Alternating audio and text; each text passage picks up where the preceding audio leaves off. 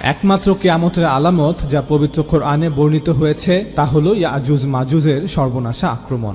অর্থাৎ কিয়ামতের পূর্বে এমন একটি সময় আসবে যখন ইয়াজুজ মাজুজরা হবে পৃথিবীর একমাত্র পরাশক্তি। পুরো দুনিয়াকে তারাই শাসন করবে।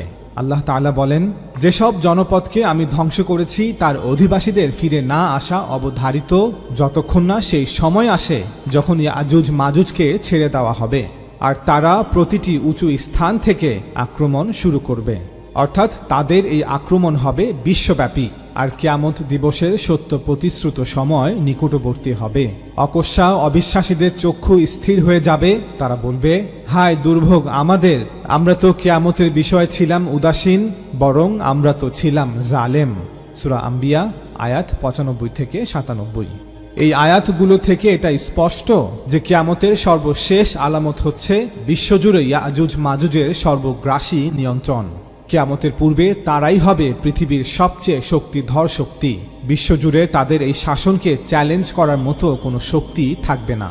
এরপরেই শুরু হবে কিয়ামত, যখন গোটা বিশ্ব জগৎকে ধ্বংস করে দেয়া হবে।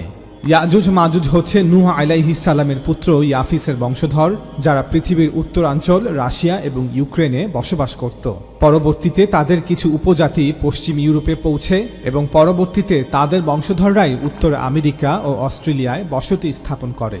বর্তমান ইহুদিদের একটি বড় অংশই ইয়াজুজ মাজুজের বংশধর। বিজ্ঞান ও প্রযুক্তির সহায়তায় এই ইয়াজুজ মাজুজরা এশিয়া, আফ্রিকা, দক্ষিণ আমেরিকা এবং আরব বিশ্বের সম্পদ লুটে নিয়ে নিজেদের আরও শক্তিশালী করেছে। ইয়াজুজ মাজুজের অতীত থেকে বর্তমান সম্পূর্ণ ইতিহাস বিস্তারিত জানতে এই ভিডিও সিরিজটি দেখুন, লিংক নিচে দেয়া থাকবে। আল্লাহ তাআলা পবিত্র কোরআনে সূরা আম্বিয়াতে বলেন, ওয়া হারামুন আলা ক্বরিয়াতিন আহলাকনাহা আন্নাহুম লা ইয়ারজিউন। যে শহরকে আমি ধ্বংস করে দিয়েছি তার অধিবাসীদের সেই শহরে ফিরে না আসা অবধারিত। হাত্তা ইযা ফুতিহাত ইয়াজুজ ওয়া মাজুজ, যে পর্যন্ত না ইয়াজুজ ও মাজুজকে বন্ধনমুক্ত করে দেওয়া হবে। ওয়াহুম মিন কুল্লি হাদাবিন ইয়ানসিলুন, এবং তারা প্রত্যেক উচ্চভূমি থেকে দ্রুত বেগে ছুটে আসবে। সূরা আম্বিয়ার এই আয়াতটি অত্যন্ত আশ্চর্যজনক, যেখানে আল্লাহ তাআলা একটি শহর, একটি জনপদ সম্পর্কে বলছেন এবং তিনি সেই শহরকে ধ্বংস করে দিয়েছেন। সেই শহরের অধিবাসীদেরকে শাস্তি দিয়েছিলেন তাদের শহরকে ধ্বংস করার মাধ্যমে, এবং সেই অধিবাসীদেরকে তাদের শহর থেকে বের করে দিয়েছিলেন। ওয়াহুম মিন কুল্লি হাদাবিন ইয়ানসিলুন, সেই শহরের উপর নিষেধাজ্ঞা জারি করেছিলেন তার অধিবাসীদের জন্য যে তারা আর তাদের শহরে ফিরে আসতে পারবে না, এই দাবি নিয়ে যে এটা তাদের শহর। আন্নাহুম লা ইয়ারজিউন, তারা চিরস্থায়ীভাবে বহিষ্কৃত। তবে যেদিন ইয়াজুজ ও মাজুজকে মুক্ত করে দেওয়া হবে, ওয়াহুম মিন কুল্লি হাদাবিন ইয়ানসিলুন, ইয়াজুজ ও মাজুজ যেদিন মুক্তি পাবে সেদিন তারা পৃথিবীর প্রত্যেক দিকে ছড়িয়ে পড়বে। এটা একটা অর্থ। আর যদি পৃথিবী সর্বত্র সর্বদিকে ছড়িয়ে পড়ে তবে গোটা পৃথিবীর নিয়ন্ত্রণ, কর্তৃত্ব তাদের হাতে থাকবে, ভূমির, সমুদ্রের, আকাশের। সম্ভব হলে আর্নল্ড টয়েনবির লেখা সিভিলাইজেশন অন ট্রায়াল বইটি পড়ুন। তিনি একজন ব্রিটিশ ইতিহাসবিদ ছিলেন। বইটি লেখা হয়েছিল 1948 সালে, আজ থেকে প্রায় 70 বছর পূর্বে। সেই বইটিতে তিনি লিখেছিলেন যে আধুনিক পশ্চিমা সভ্যতার আবির্ভাব হয়েছে একটি মিশন নিয়ে, সমগ্র পৃথিবীর নিয়ন্ত্রণ নেওয়ার জন্য। ভূমি, সমুদ্র, আকাশ সবকিছু। ওয়াহুম মিন কুল্লি হাদাবিন ইয়ানসিলুন, তারা পৃথিবীর চতুর্দিকে ছড়িয়ে পড়বে, যা হবে একটি ধ্বংসাতীত শক্তি। পৃথিবীর মানব ইতিহাসে এই প্রথমবার একটি জাতি পুরো পৃথিবীকে নিয়ন্ত্রণ করছে। এর আগে কেউই এমনটা করতে সক্ষম হয়নি। আরেকটি অর্থ, তারা অবতরণ করবে প্রত্যেক উঁচু স্থান হতে, অর্থাৎ তারা আমাদেরকে, গোটা পৃথিবীকে তাদের লক্ষ্যবস্তু বানাবে। গোটা পৃথিবীর উপর তারা নিজেদেরকে চাপিয়ে দিবে। আপনি চাইলেও তাদের থেকে বাঁচতে পারবেন না। কোন শহর এটা? যে শহরটিকে নিষিদ্ধ করা হয়েছে তার অধিবাসীদের জন্য, এবং যে শহরের সাথে ইয়াজুজ ও মাজুজের সম্পর্ক রয়েছে। আমরা যে পদ্ধতি অবলম্বন করেছি তা হলো, আমরা সবগুলো হাদিস দেখেছি ইয়াজুজ মাজুজ সম্পর্কে। আমরা দেখেছি এমন কোন শহরের নাম বলা আছে কিনা যার সাথে ইয়াজুজ ও মাজুজের সংযোগ রয়েছে, এবং আমরা সব হাদিস দেখে এটা নিশ্চিত হয়েছি যে শুধুমাত্র একটি শহরের নাম বলা আছে ইয়াজুজ মাজুজের সাথে, আর সেটা হচ্ছে বাইতুল মাকদিস, জেরুজালেম, আল কুদস। এবং আমরা দেখেছি যে পবিত্র কোরআনে এমন কোনো শহরের নাম বলা আছে কিনা, এমন কোনো জনপদের নাম বলা আছে কিনা যাদেরকে আল্লাহ তাআলা তাদের শহর থেকে বের করে দিয়েছিলেন, যাতে তারা আর তাদের শহরে ফিরে আসতে না পারে। এবং যারা আল্লাহ তাআলার নিষেধাজ্ঞা থাকা সত্ত্বেও সেই শহরে ফিরে এসেছে আল্লাহ তাআলার হুকুম অমান্য করে। এবং পুরো কোরআনে আমরা একটি মাত্র শহর পেয়েছি যাকে নিষিদ্ধ করা হয়েছে তার অধিবাসীদের জন্য, যাতে তারা আর তাদের শহরে ফিরে আসতে না পারে। এবং যারা নিষেধাজ্ঞা থাকা সত্ত্বেও সেই শহরে ফিরে এসেছে, আর সেই শহরটি হলো জেরুজালেম। হযরত ঈসা আলাইহিস সালামকে প্রত্যাখ্যান করার কারণে এবং তাকে হত্যা চেষ্টা করার অপরাধে আল্লাহ তাআলা বনী ইসরায়েলের উপর শাস্তি প্রেরণ করেন। 70 খ্রিস্টাব্দে রোম সাম্রাজ্য গোটা জেরুজালেম দখল করে নেয়, হাজার হাজার ইহুদিদেরকে হত্যা করে এবং সকল ইহুদিদেরকে জেরুজালেম থেকে চিরস্থায়ীভাবে বের করে দেয়। তাই চলুন দেখি আমরা সেই শহরটিকে খুঁজে বের করতে পারি কিনা। আমরা দেখতে পাই যে জেরুজালেমকে আল্লাহ তাআলা ধ্বংস করে দিয়েছিলেন এবং বনী ইসরায়েলকে সেখান থেকে বের করে দিয়েছিলেন, যদিও আল্লাহ তাআলা এই ভূমি তাদেরকে দান করেছিলেন বাস করার জন্য। তাই আমরা চিহ্নিত করেছি যে জেরুজালেম হচ্ছে সেই শহর। এখন আমাদের প্রশ্ন হচ্ছে, কারা এত বছর পর জেরুজালেম দখল করলো বনী ইসরায়েলদের জন্য এবং বনী ইসরায়েলকে আবার 2000 বছর পর জেরুজালেমে ফিরিয়ে নিয়ে আসলো? যদি আপনি তাদেরকে চিনতে পারেন তাহলে আপনি ইয়াজুজ ও মাজুজকেও চিনতে পারবেন। আল্লামা ইকবালই প্রথম যিনি সেই শহরটিকে চিহ্নিত করতে পেরেছিলেন। সমগ্র মুসলিমদের মধ্যে মাত্র একজন, তিনি শুধু চিহ্নিতই করেননি, দাবিও করেছিলেন। বুখারীতে 8টি হাদিস 4টি সূত্রে বর্ণিত হয়েছে। আল্লাহ রাসূল সাল্লাল্লাহু আলাইহি ওয়াসাল্লাম ঘুমন্ত অবস্থায় ছিলেন তার সম্মানিতা স্ত্রী উম্মুল মুমিনিন যায়েনব রাদিয়াল্লাহু তাআলা আনহার ঘরে, এবং তিনি অত্যন্ত ভয়ার্ত অবস্থায় ঘুম থেকে জেগে উঠলেন যে তার চেহারা মোবারক লাল বর্ণের হয়ে গিয়েছিল। তিনি কি দেখেছিলেন তার স্বপ্নে যে তিনি সাল্লাল্লাহু আলাইহি ওয়াসাল্লাম এতটাই ভয় পেয়ে গিয়েছিলেন? ঘুম থেকে উঠে প্রথমেই তিনি বললেন, ওয়াইলুল লিল আরব মিন শাররিন কদ ইকতারাবা।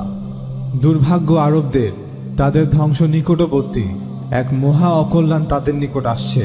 আজ ইয়াজুজ ও মাজুজের প্রাচীরে ঠিক এরকম একটি ছিদ্রের সৃষ্টি হয়েছে। আরবি শব্দ আল ইয়াউম অর্থ আজকে, আর আজকে অর্থ আজকেই। আজকে অর্থ 1000 বছর পর নয়, অথবা 1000 বছর আগেও নয়। চিন্তা শক্তি কোথায় হারিয়ে গেল? তিনি সাল্লাল্লাহু আলাইহি ওয়াসাল্লাম বলেছেন, আজকে ইয়াজুজ ও মাজুজের প্রাচীরে ঠিক এরকম একটি ছিদ্রের সৃষ্টি হয়েছে। অর্থাৎ আল্লাহ রাসূল সাল্লাল্লাহু আলাইহি ওয়াসাল্লামের জীবনকালেই ইয়াজুজ ও মাজুজ জাতি মুক্তি লাভ করেছে। উম্মুল মুমিনিন যায়েনব রাদিয়াল্লাহু তাআলা আনহা জিজ্ঞাসা করলেন, ইয়া রাসূলুল্লাহ, আনুহলিকা, আমাদের মধ্যে সৎ লোক থাকা সত্ত্বেও কি আমরা ধ্বংস হয়ে যাব? রাসূল সাল্লাল্লাহু আলাইহি ওয়াসাল্লাম বললেন, নাআম, হ্যাঁ। তারপর তিনি সাল্লাল্লাহু আলাইহি ওয়াসাল্লাম বলেন, ইযা কাসুরাল খাবাস, যখন খবিস লোকদের সংখ্যা অর্থাৎ অসৎ লোকদের সংখ্যা বৃদ্ধি পাবে, তখন আরবরা ঠিকই ধ্বংস হয়ে যাবে। আমরা এখন আলোচনা করব মুসলিমদের মধ্যে সবচেয়ে প্রসিদ্ধ সেই হাদিসটি নিয়ে, যা ইসলামিক স্কলারশিপের জন্য একটি পাজল সৃষ্টি করেছে। হাদিসটি সহিহ মুসলিমে বর্ণিত আছে, যেখানে হযরত ঈসা আলাইহিস সালামের আগমন সম্পর্কে বর্ণনা দেওয়া হয়েছে। যখন তিনি আলাইহিস সালাম দাজ্জালকে হত্যা করবেন এবং দাজ্জালকে হত্যার পর বাআসা আল্লাহ, এর অর্থ মুক্ত করা নয়। বাআসা অর্থ টু সেন্ড, প্রেরণ করা, পাঠানো। বাআসা, হি সেন্ট, সে পাঠিয়েছে। মুক্ত করা অর্থে পবিত্র কোরআনের সূরা আম্বিয়াতে ফুতিহাত শব্দটি ব্যবহৃত হয়েছে, যার অর্থ বন্ধনমুক্ত করা। ইযা ফুতিহাত ইয়াজুজ ওয়া মাজুজ, যখন ইয়াজুজ ও মাজুজ জাতিকে মুক্ত করে দেওয়া হবে। সহিহ মুসলিমের এই বর্ণনা অনুযায়ী ইয়াজুজ ও মাজুজ জাতি হযরত ঈসা আলাইহিস সালামকে পরাজিত করতে জেরুজালেমে আসবে। এই হাদিসে প্রাচীর ভাঙার কথা বলা হয়নি, অর্থাৎ ঈসা আলাইহিস সালামকে আক্রমণের উদ্দেশ্যে ইয়াজুজ ও মাজুজের এই আগমন বাঁধ ভাঙার অনেক পরেও হতে পারে। অর্থাৎ প্রাচীর অনেক আগেই ভেঙে গেছে, এখন তারা চূড়ান্তভাবে আক্রমণ করার জন্য আসছে। শুধুমাত্র এই হাদিসটির কারণেই অনেকে বলে থাকেন, এখান থেকে বোঝা যায় যে ইয়াজুজ ও মাজুজের প্রাচীর তখনই ভাঙবে এবং তারা তখনই বাইরে বেরিয়ে আসবে। মুফতি শফি রহমতুল্লাহ আলাই তার তাফসির মাআরিফুল কোরআনে লেখেন, কোরআন ও হাদিসে এরূপ কোনো প্রকাশ্য ও অকাট্য প্রমাণ নেই যে যুলকারনাইনের প্রাচীর কিয়ামত পর্যন্তই অক্ষয় থাকবে, অথবা কিয়ামতের পূর্বে এপারের মানুষের উপর তাদের প্রারম্ভিক ও মামুলি আক্রমণ হতে পারবে না। দ্বিতীয়ত, যদি ইয়াজুজ ও মাজুজ দাজ্জাল হত্যার আগ পর্যন্ত প্রাচীরের ওপারেই বন্দী থাকে, তাহলে তাদের তো ওই সময়ের সমাজ সভ্যতা সম্পর্কে জানার কথা না। ঈসা আলাইহিস সালামকে, ইমাম মাহদীকে, মুসলিম কারা, ইহুদি কারা, জানার কথা না। দাজ্জালের সাথে ঈসা আলাইহিস সালামের বিরোধ, দাজ্জালকে হত্যা, ইসরায়েল ভূখণ্ড আবার মুসলিমদের পুনঃদখল, এবং ঠিক যখন মুসলিমরা দীর্ঘ একটি সময় পর হযরত ঈসা আলাইহিস সালামের নেতৃত্বে জেরুজালেমে বিজয় লাভ করতে যাচ্ছে, ঠিক তখনই কেন ইয়াজুজ ও মাজুজরা পশ্চিমা বিশ্ব, ইউরোপ, এশিয়ার সকল দেশ ছেড়ে মুসলিমদের লক্ষ্য করে আক্রমণ করতে আসবে? জাতিভেদ, পরিবর্তিত সমাজ, পথঘাট সম্পর্কে অজ্ঞ ইয়াজুজ মাজুজ কেন মুসলিম জাতি, মুসলিম ভূখণ্ড, আরব বিশ্ব, জেরুজালেমকেই বেছে নিল? অথচ মুসলিমদের তো নতুন করে হারাবার কিছুই নেই, তারা তো যা হারাবার সব আগেই হারিয়েছে। যে জাতি গোটা দুনিয়াকে শত বছরের মধ্যে বিজয় করে সবাইকে তাক লাগিয়ে দিয়েছিল, যারা গোটা মানব সভ্যতাকে নতুন আঙ্গিকে পথ দেখিয়েছিল, আজ তাদেরকে শাসন আর শোষণ করছে অন্য জাতিগোষ্ঠী। পুরো ঘটনাটাই যেন পরিকল্পিত, লক্ষ্য নির্ধারিত একটি প্রচেষ্টা।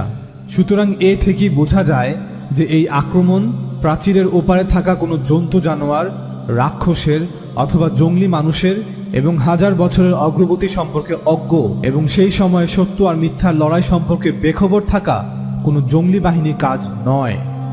একটু আগে আমরা বুখারী থেকে যে হাদিসটি আলোচনা করলাম, যেখানে বলা আছে যে আরবদের ধ্বংস নিশ্চিত, কারণ ইয়াজুজ ও মাজুজের প্রাচীরে একটি ছিদ্রের সৃষ্টি হয়েছে। এর অর্থ তাদের হাতেই আরবদের ধ্বংস হবে। কিন্তু মুসলিম শরীফের হাদিসে বলা আছে যে আল্লাহ তাআলা ঈসা আলাইহিস সালামকে তুর পর্বতে যেতে বলবেন এবং আল্লাহ তাআলা নিজে ইয়াজুজ ও মাজুজকে ধ্বংস করে দিবেন। তাহলে আরবদের ধ্বংস কখন হবে? তবে আল্লাহ তাআলা ঈসা আলাইহিস সালামকে তুর পর্বতে কেন যেতে বলবেন? নিশ্চয়ই আল্লাহ তাআলা ইয়াজুজ মাজুজকে আরবদের ধ্বংস করার সুযোগ দেবার জন্য তাদের ধ্বংসের দায়িত্ব নেননি। তাছাড়া আরও কিছু বর্ণনা আছে যা মুসলিম সমাজে বেশ জনপ্রিয়, কারণ এগুলো শুনতে বেশ মজাদার। যেমন মুসনাদে আহমেদ শরীফের একটি হাদিসটিতে বলা আছে, ইয়াজুজ মাজুজ প্রতিদিন ওই প্রাচীরটি খুঁড়তে থাকে। খুঁড়তে খুঁড়তে তারা যখন এতটুকু পৌঁছে যে সূর্যের আলো দেখতে পাওয়ার উপক্রম হয়, তখন তাদের নেতা বলে যে আজ তোমরা ফিরে যাও, আগামীকাল অনায়াসে খোঁড়া শেষ করে দিবে। পরের দিন তারা এসে আগের মতো মজবুত প্রাচীরই দেখতে পায় এবং এভাবেই চলতে থাকে। এটি একটি মিথ্যা বানোয়াট হাদিস, কারণ যুলকারনাইন এত বোকা নয় যে এমন একটি প্রাচীর বানাবে যা একদিনেই ভেঙে ফেলা যায়। আল্লাহ পবিত্র কোরআনে বলেছেন, ফলে তারা প্রাচীরটি অতিক্রম করতে পারল না এবং ভাঙতেও পারল না। কিন্তু এই হাদিস মতে যুলকারনাইনের প্রাচীরটি ভাঙা যেন বাঁ হাতের কাজ, অর্থাৎ ইয়াজুজ মাজুজ চাইলেই ভেঙে ফেলতে পারত, কিন্তু তারা চলে যায় এবং আল্লাহ তাআলা প্রাচীরটিকে আবার আগের মতো মজবুত করে দেন। দ্বিতীয়ত, এখানে সূর্যের আলো দেখা বা না দেখার প্রশ্ন কেন আসছে? অর্থাৎ এই ভুয়া বর্ণনাটি বলতে চাচ্ছে প্রাচীরটি কোনো গুহার মুখে, অর্থাৎ প্রাচীরটি দিয়ে কোনো একটি গুহার মুখ বন্ধ করা হয়েছে, অথচ এটি কোরআনের সাথে সরাসরি সাংঘর্ষিক।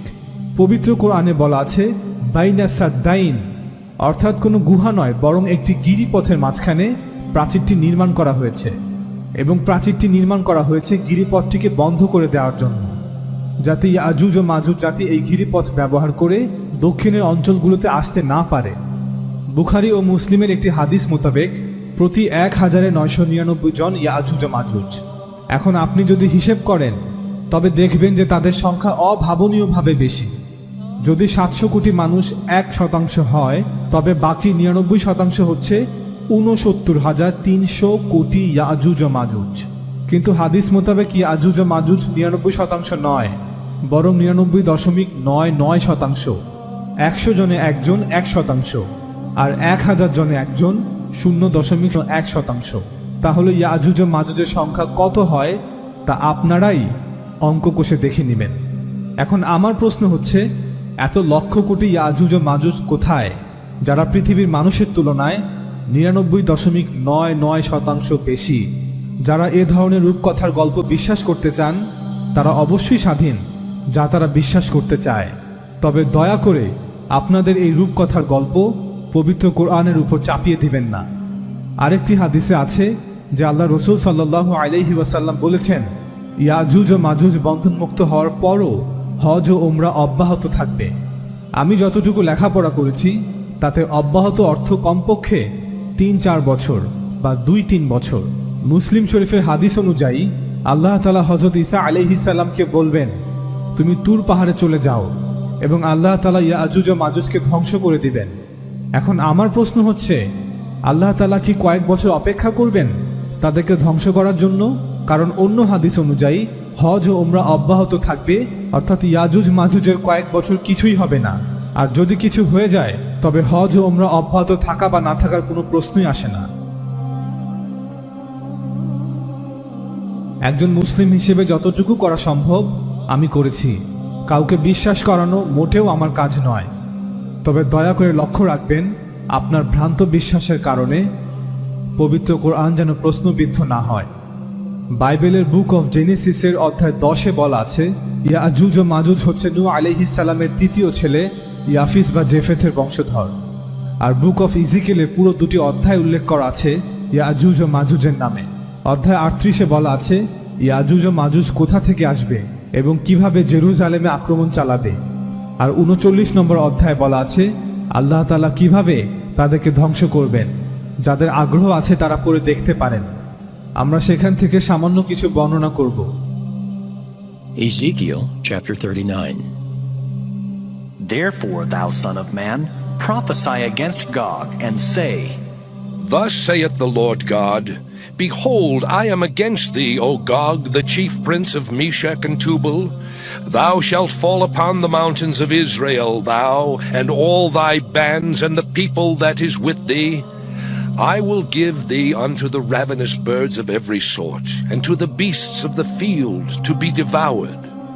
Thou shalt fall upon the open field, for I have spoken it, saith the Lord God. মাজুজের বিরুদ্ধে বার্তা। প্রভুর এই বাক্য আমি হিজকিলের কাছে এলো, হে মনুষ্য সন্তান, মাজুজের দেশে ইয়াজুজের দিকে দেখো। সে মেশেক এন্ড তুবাল জাতির বিখ্যাত নেতা। অনেকেই বিশ্বাস করেন মেশেক হচ্ছে বর্তমান রাশিয়ার রাজধানী মস্কো এবং তুবাল হচ্ছে মধ্য রাশিয়ার একটি শহর টোবলস্ক। আমার হয়ে মাজুজের বিরুদ্ধে কথা বলো, তাকে বলো, প্রভু আমার সদাপ্রভু এই কথা বলেন, ইয়াজুজ তুমি মেশেক ও তুবালের বিশেষ গুরুত্বপূর্ণ নেতা, কিন্তু আমি তোমার বিরুদ্ধে। বুক অফ ইজিকেলের অধ্যায় 39-এ বলা আছে, সেই সময় আমি ইয়াজুজকে কবর দেওয়ার জন্য ইসরায়েলে একটি স্থান বেছে নেব, পথিকদের উপত্যকায়, যে স্থান মৃত সাগরের পূর্ব দিকে অবস্থিত। সেখানে ইয়াজুজকে কবর দেওয়া হবে।